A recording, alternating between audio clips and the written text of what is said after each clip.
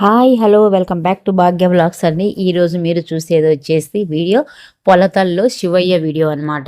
చూడండి, ఇక్కడ పొలతల్లో శివయ్య ఎలా ఉంటాడో అందరు దర్శనం చేసుకొని మీ మనస్ఫూర్తిగా శివయ్యకి ఏం కావాలో కోరుకోండి. మాకైతే ఈ శివయ్య దర్శనం చాలా అంటే చాలా చక్కగా జరిగింది. మేము వెళ్ళిన టైంలో శివపార్వతుల కళ్యాణం జరుగుతుంది. కళ్యాణం చూసుకున్నాము. అలాగే అక్కడ ఉండే శివయ్య పార్వతులని అలా దర్శించుకున్నాం అనమాట. మా దర్శనం అయిపోయిన తర్వాత ఇలా అంతా చక్కగా జరిగినాక మేము 365 ఒత్తులు వెలిగించేసి ఆ తర్వాత అక్క దేవతల దగ్గరికి వెళ్ళాము. ఇక్కడ 7 మంది అక్క దేవతలు ఉంటారు. వాళ్ళ పేర్లు వచ్చేసి పెద్ద వీరమల్లమ్మ, చిన్న వీరమల్లమ్మ, శివనాగమునమ్మ, నాగమునమ్మ, చంద్రగన్య, సూర్యగన్య, అగ్నిగన్య అంట. మాకు అక్క దేవతల దర్శనం కూడా చాలా బాగా జరిగింది. అక్కడ దర్శనం చేసుకున్నాక అక్క దేవతల కృప మా మీద ఉంది అనుకోవాలా. అలా దర్శనం చేసుకున్నామో లేమో ఆ అక్కడుండే పూజారి మాకు అమ్మవారి దగ్గర నుంచి చీర, గాజులు, కుంకుమ, పూలు ఇచ్చారనమాట. చాలా సంతోషం అనిపించింది. ఎప్పుడు చూసినా బయట నుంచి చూసి పరిగెత్తుకుంటూ వచ్చే వాళ్ళమే కానీ ఈసారి లోపలికి గర్భగుడిలోకి వెళ్ళి ఆ అక్క దేవతల దర్శనం చేసుకొని వాళ్ళ దగ్గర ఉండే పసుపు కుంకం తీసుకొని రావడం అంటే నిజంగా మాకు ఎంతో అదృష్టం అనుకోవాలి.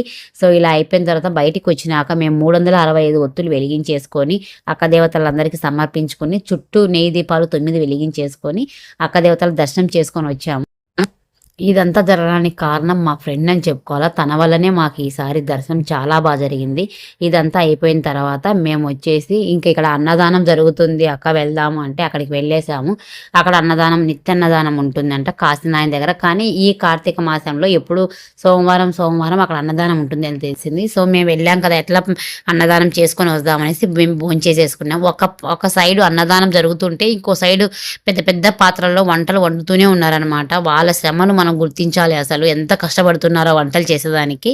అలాగే వాళ్ళ వంటలు అయిపోయిన తర్వాత మేము వచ్చేటప్పుడు ఈ రథాన్ని శివపార్వతుల కళ్యాణం తర్వాత ఊరేగింపు ఉంటుందంట, అలా రెడీ చేస్తూ ఉన్నారు. ఇప్పటికైతే మేము వచ్చేటప్పుడు ఫినిష్ అయిపోయింది. ఇలా ఒక సైడు రథం తయారు చేస్తున్నారు, ఇంకో సైడ్ కోలాటం వేసేదానికి రెడీ చేస్తున్నారు. చూసారు కదా, కోలాటం వేసేదానికి కూడా చాలా మంది వచ్చారు. ఈ రథం అయితే రెడీ అయిపోయింది. ఇంకా ఈ రథం రెడీ అయిపోయిన తర్వాత శివపార్వతులను తెచ్చి అక్కడ గుడి చుట్టూ ప్రదక్షిణలు చేయిస్తారంట ఊరేగింపు. సో మాకు టైం లేక మేము బయలుదేరాము. ఇక్కడ అయితే కడప నుంచి ప్రతి సోమవారము బస్సు ఉంటుందంట. అది కూడా కార్తీక మాసంలో అయితే ప్రతి సోమవారము కడప నుంచి బస్సులు ఉంటాయి. టైమింగ్ అయితే నాకు తెలియదండి. ఎవరైతే దర్శనం చేసుకోవాలి పొలతల్లో శివయ్యని అనుకునే వాళ్ళు ప్రతి సోమవారము కార్తీక మాసంలో బస్సుకు రావచ్చు. Thank you for watching.